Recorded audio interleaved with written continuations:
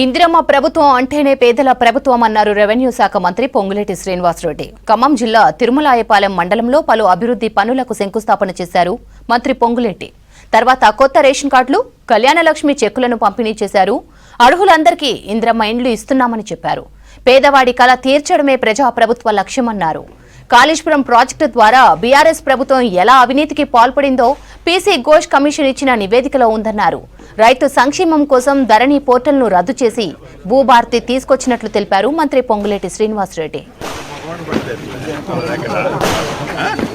ఇందిరమ్మ ఇళ్ల విషయంలో మళ్ళీ చెప్తున్నాను, ఏ పేదవాళ్ళు అభద్రతకు లోను కావద్దు. ఇందిరమ్మ ప్రభుత్వం అంటేనే మన పేదవాళ్ళ ప్రభుత్వం. రాష్ట్ర వ్యాప్తంగా ఎవరైతే నిరుపేదలు ఉన్నారో, ఎవరైతే మొదట ఈడత ఇచ్చిన తర్వాతనే అర్హులైన పేదవాళ్ళు ఉన్నారో, ఆ పేదవాళ్ళందరికీ మన ఇందిరమ్మ ప్రభుత్వంలో రాబోయే 3 విడతల్లో అర్హులైన ప్రతి పేదవాడికి చివరికి పింక్ కలర్ షర్టు తొడుగుకున్న వాళ్ళకి, వాళ్ళు అర్హులై ఉంటే వాళ్ళకు కూడా తప్పకుండా ఇందిరమ్మ ఇల్లు ఈ ప్రభుత్వంలో ఇచ్చుకుంటాం. నిన్న చాలా మంది చూశారు, కాళేశ్వరంలో గతంలో మనం అధికారంలోకి రాకముందు చెప్పాం.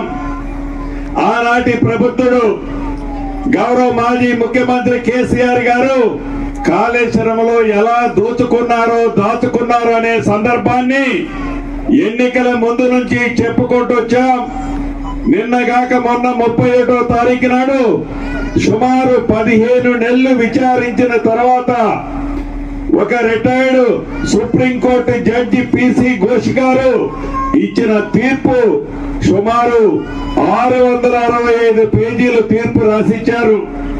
దాంట్లో ఎలా ఉద్దేశపూర్వకంగా కాళేశ్వరాన్ని దోచుకున్నారో, ఏ వంకెలతో దోచుకున్నారో, ఏమేమి చెప్పి కర్త కర్మ క్రియ కాళేశ్వరం అంటేనే కేసీఆర్ అని బొమ్మ పెట్టుకుని ఆనాడు మాయ మాటలు చెప్పారో, ఆ చిత్రాన్ని అంతా పీసీ ఘోష్ గారు ఇచ్చిన రిపోర్ట్ లో చాలా స్పష్టంగా కనిపిస్తుంది.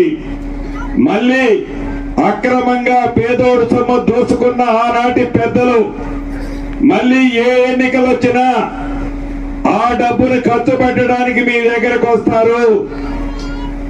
అది వాళ్ళు కష్టపడి సంపాదించిన డబ్బు కాదు, అది పేదోళ్ళ డబ్బు, పేదోళ్ళకి చెందాల్సిన డబ్బు. డబ్బు ఎంత వచ్చినా అది మీదే. ఆ డబ్బు తీసుకోండి.